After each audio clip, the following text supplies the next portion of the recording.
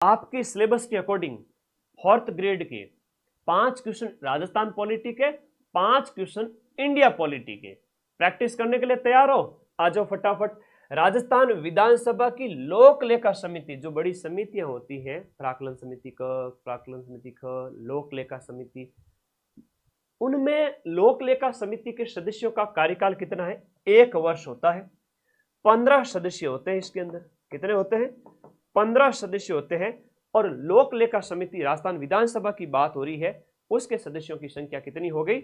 आपके 15 हो गई। आई बात समझ में ना? तो ये आप लोगों को इस तरीके से याद रहना चाहिए। अगले क्वेश्चन की ओर चलते हैं मेरे दोस्तों। नेक्स्ट क्वेश्चन, संविधान में राज्य के मुख्यमंत्री का जो कर्तव्य बताया गया, वैसे अनुच्छेद 153 से 167 तक है राज्य कार्यपालिका, तो 167 के अंदर मुख्यमंत्री का कर्तव्य बताया गया है। और ये आपको याद रखना है कि राज्य कार्यपालिका के अंदर आपकी दुआ से, और मेरी दुआ तुम लोगों के साथ ही है बेटा, क्यों टेंशन लेते हो? मेरी दुआ तो सबके साथ है। जो इस चैनल को सब्सक्राइब किया हुआ है उसकी नौकरी इसी साल लगेगी। 55,000 4th grade, 6,000 high court 4th grade, 10,000 constable, REET के 20-30 हजार पद हो रहे हैं। इतने पद है, कितना ही पढ़ लो, लेकिन गुरु कृपा जब तक नहीं होगी तब तक नौकरी नहीं लगेगी। तो गुरु जी के प्रति श्रद्धा भाव से पढ़ो, सिलेक्शन होगा मेरे भाई। जुड़ जाना अपने इस चैनल को सब्सक्राइब करके। मैं फिर से कह रहा हूं, आप लोगों को हमेशा आगे रखूंगा। विवेक की शक्तियां, उनका प्रयोग करते समय राज्यपाल किसके प्रतिनिधि के रूप में काम करता है? विवेकाधीन शक्तियों की हम बात करें तो ये केंद्र सरकार का नुमाइंदा होता है राज्यपाल, और उनकी शक्तियों का प्रयोग करता है राज्यपाल। है वो बिना मंत्री परिषद से पूछे इनका जो इस्तेमाल कर लेवे, वो होती है विवेकाधीन शक्तियां। अब विवेकाधीन शक्तियां कई बार सीएम की नियुक्ति से संबंधित है, विधानसभा के विघटन से संबंधित है ना, सीएम नियुक्ति से संबंधित होती है कई बार, और जब स्थिति स्पष्ट ना हो, और कई विधान जो सभा है उसको भंग करने से संबंधित है। अध्यादेश जारी करने की शक्ति है, अध्यादेश ला सकता है। अच्छा, जो पारित जो विधेयक होता है ना, तो विधेयक को कई बार अपने पास सुरक्षित रख लेते हैं, है ना, राष्ट्रपति की सिफारिश के लिए, है ना, उनके पास भेज सकते हैं। विधेयक को सुरक्षित कर लेना, अध्यादेश। और राष्ट्रपति शासन, सबसे बड़ी चीज ये राज्यपालित होते हैं, जो राष्ट्रपति शासन लगवा देते हैं अनुच्छेद 356 के तहत, आपका आर्टिकल 356 के तहत। ये सभी राज्यपाल की विवेक अधीन शक्तियां हैं, किसी को पूछने की जरूरत नहीं। केंद्र का नुमाइंदा है राज्यपाल, संघ का प्रतिनिधि है जो स्टेट में नियुक्त होते हैं। आगे देखो, जिला आपदा प्रबंधन प्राधिकरण। जिला प्रशासन तुम्हारे सिलेबस में स्थानीय शासन नहीं है, सिलेबस देख के क्वेश्चन लाया हूं। जिला प्रशासन है, जिला आपदा प्रबंधन प्राधिकरण का हेड जिला कलेक्टर होता है। उच्च न्यायालय का मुख्य न्यायाधीश अपना त्याग पत्र है वो किसको देता है? राज्यपाल, मुख्यमंत्री या राष्ट्रपति? अनुच्छेद 217(1) लिखो, अनुच्छेद 217(1) के तहत राष्ट्रपति को देता है 217 का क्लोज 1 आर्टिकल। प्रथम अंतरिम। अब 5 क्वेश्चन तो राजस्थान पॉलिटी के थे, अगले 5 क्वेश्चन है वो आपकी इंडिया पॉलिटी के करवा रहा हूं, याद रखना इस बात को। 2 सितंबर 1946 को लिखो, 2 सितंबर 1946 को अंतरिम सरकार का गठन हो गया था, जिसकी घोषणा के बारे में पूछा गया है। पंडित जवाहरलाल नेहरू के नेतृत्व में, ना, नेहरू के नेतृत्व में अंतरिम सरकार जो शासन चलाने के लिए बनाई गई थी, जब संविधान बन रहा था उस समय की बात हो रही है। तो ये आपको यहां पर याद रखना है कि 24 अगस्त 1946 को ऐसे ऐसे क्वेश्चन आएंगे बेटा। अभ्यास तो मैं करवा दूंगा, 4th ग्रेड पेपर यूट्यूब से निकलवाऊंगा, ये मेरा वादा है। बड़ी खुशी होती है बोल के कि ऐसे ऐसे क्वेश्चन सिंपल से एग्जाम में आ जाएंगे, भारतीय संविधान से संबंधित सरल सरल क्वेश्चन। आपको थोड़ी जानकारी होनी चाहिए तभी सरल लगेगा, वरना मामला गड़बड़ है। इसकी घोषणा कब हुई थी? 24 अगस्त 1946। लेकिन गठन कब हुआ था? अगस्त के बाद में, इसके जस्ट 7-8 दिन बाद में 2 सितंबर को। भारत की संघीय व्यवस्था और अवशिष्ट शक्तियां हमने किस देश से ली है, और राज्यपाल से संबंधित कुछ प्रावधान वगैरह, तो ये अवशिष्ट शक्तियां हो गई, या इसके साथ साथ आपके संघ व्यवस्था वगैरह हो गई, तो ये हमने कनाडा से ली है। कहां से ली है? कनाडा से ली है। आयरलैंड की बात करें तो नीति निर्देशक तत्व हमने आयरलैंड से अपनाए हैं। DPSP, directive principle of state policy, नीति निर्देशक तत्व जो आगे बात करेंगे। भारतीय संविधान एक पवित्र दस्तावेज है, ये किसने कहा था? ये कहा था डॉक्टर भीमराव अंबेडकर ने। किसके द्वारा संपत्ति के मूल अधिकार का लोप किया गया? अब ये देखो बहुत प्यारा क्वेश्चन है, हर बार एग्जाम में पूछ लिया जाता है कि पहले मूल अधिकार 7 हुआ करते थे, एक ऐसा जो है संशोधन पारित किया गया, उसमें ये भी हटा दिया गया था, 300 क में शामिल कर लिया गया था। 44वां संविधान संशोधन अधिनियम 1978, जो कि 1979 में ये लागू कर दिया गया था कि आपका संपत्ति का अधिकार अब मूल अधिकारों की कैटेगरी के अंदर नहीं रहेगा। ये आपको याद रखना है। 44वां संविधान, मैंने 44वां लिखा, कौन सा अधिनियम लिखा? 40वां लिख दिया। रुको भाई, 40वां नहीं है, 42वां नहीं है, 44वां है, सी ऑप्शन। अब कई बच्चे ऐसे होंगे जो यूट्यूब के नीचे पूरा देखेंगे नहीं, कमेंट कर देंगे सर गलत बता दिया। रुक तो जाओ, मुझे खुद पता चलता है कि मैं क्या बता रहा हूँ, मैं खुद देखता हूँ, क्योंकि मेरा फोकस एक्सप्लेन करने पे रहता है। एग्जाम में तुम्हारा फोकस क्वेश्चन निकालने पे रहेगा, ठीक है। ई विकल्प तब भरना है जब आपको कोई क्वेश्चन नहीं आए। वैसे 120 में से 10 क्वेश्चन ऐसे होंगे, 10-15 लास्ट, जिनमें आप ई विकल्प भर देवे, बाकी 105 तो अटेम्प्ट करने ही करने हैं। 105 प्लस तो अटेम्प्ट करने ही करने हैं। वो मैथ का डर है नहीं उतना जितना दूसरे सब्जेक्ट हो जाएंगे उससे। मैथ में भी 5 नहीं आती है तो भी 5 क्वेश्चन तो अटेम्प्ट कर ही लेना। भारत के संविधान के अनुसार निम्नलिखित में से कौन सा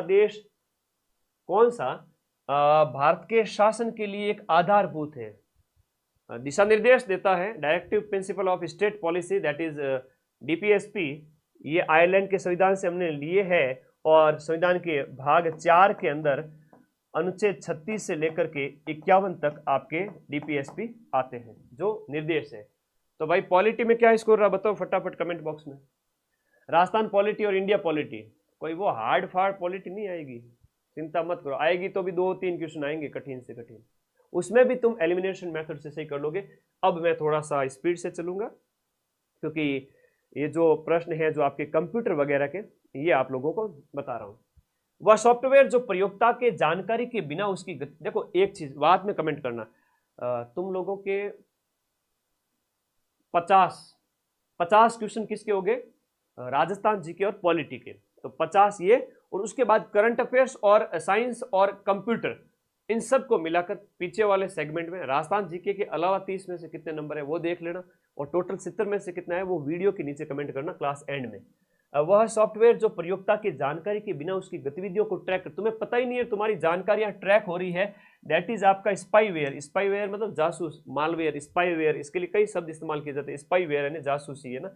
मालवेयर भी होता है जो कि एक प्रकार का क्या होता है, जो है कंप्यूटर वायरस होता है, कंप्यूटर वायरस होता है।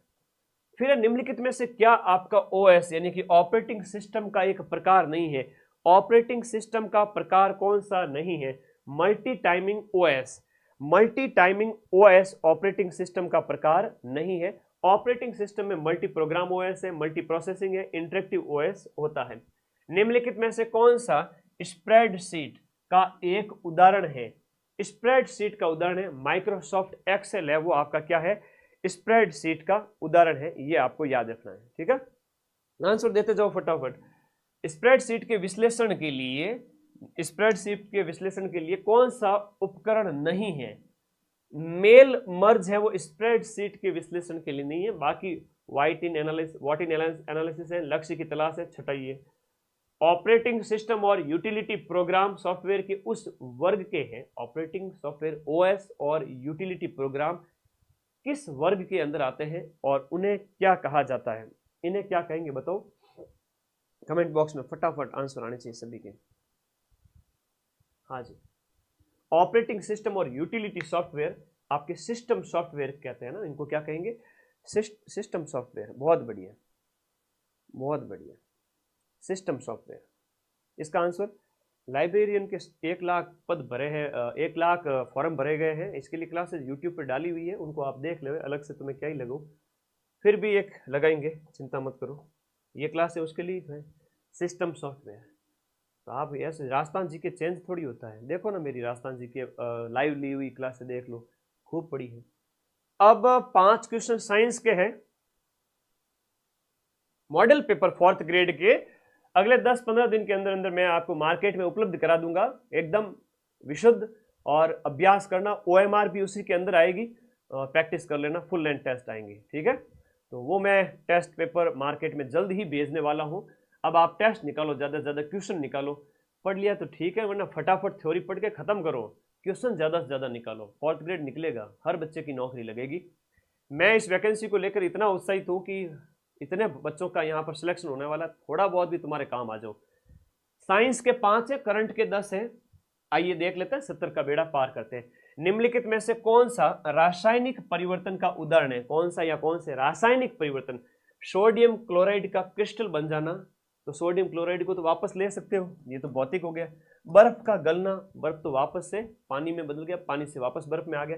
लेकिन दूध का आस्कंदन, यानी केवल बी ऑप्शन आराम से आंसर निकाल सकते हो। और मैं तुम्हें बता दूं, ये क्वेश्चन है वो IAS प्री में पूछा गया था। क्या करूं मैं, इतने सरल सरल क्वेश्चन आज से 10-10 साल 15-15 साल पहले कलेक्टर की परीक्षा में पूछे जाते थे। आज के टाइम में तो ऐसे नहीं पूछे जाते। आज जो तुम्हारा लेवल है ना, वो आने वाले 10 साल बाद में बच्चों को लगेगा कि यार मेरे पापा ऐसे ही डरते थे, या मेरे ताऊ मेरे चाचा ऐसे ही डरते थे, बुआ। तो लेवल से थोड़ा आगे पढ़ लो, थोड़ा डीप में, तो सारी चीजें सही हो जाती है, कोई विशेष नहीं है। निम्नलिखित में से पीतल, जो धातु वाले टॉपिक आपके सिलेबस में, पीतल का जो घटक है, पीतल है वो जस्ता और तांबा से, इससे मिलकर बनता है, जस्ता और तांबा से। रोज लाऊं क्लास, तो रोज तो भाई 1 शॉट थ्योरी करो, सारी चीजें तो पॉसिबल नहीं है, लेकिन मैं अभी ऐप में थोड़ा कोर्सेज बाकी है, वो करा रहा हूँ, लैब के रीटेस्ट, इनके रोजाना मेरी क्लासेस चलती है।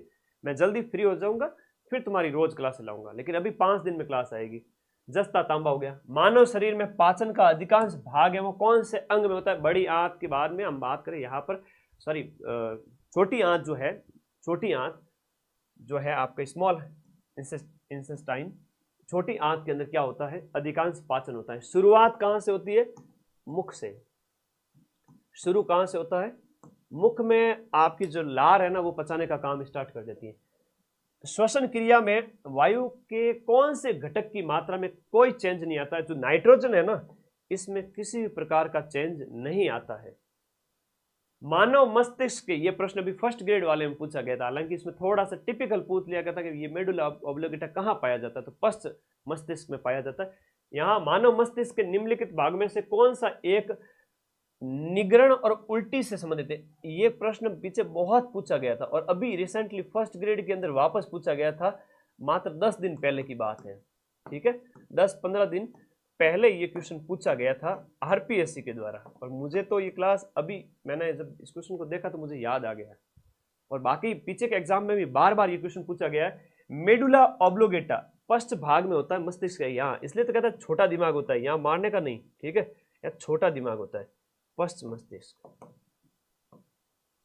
ये आपके सारी क्रियाओं को नियंत्रण करता है, उल्टी है, निगलना है ना, यहाँ जोर से थप्पड़ पड़ जाए तो आदमी उल्टी करने लग जाए, हालत खराब हो जाए, ऐसा कह सकते हैं। मतलब ये कह सकते हैं तंत्रिका इससे बड़ी विशेष रूप से जुड़ी हुई रहती है, और ये आपका उल्टी है, निगलना है, पाचन क्रिया उससे संबंधित जुड़ा हुआ रहता है। मेडुला ऑब्लिंगेटा उसको नियंत्रित करता है।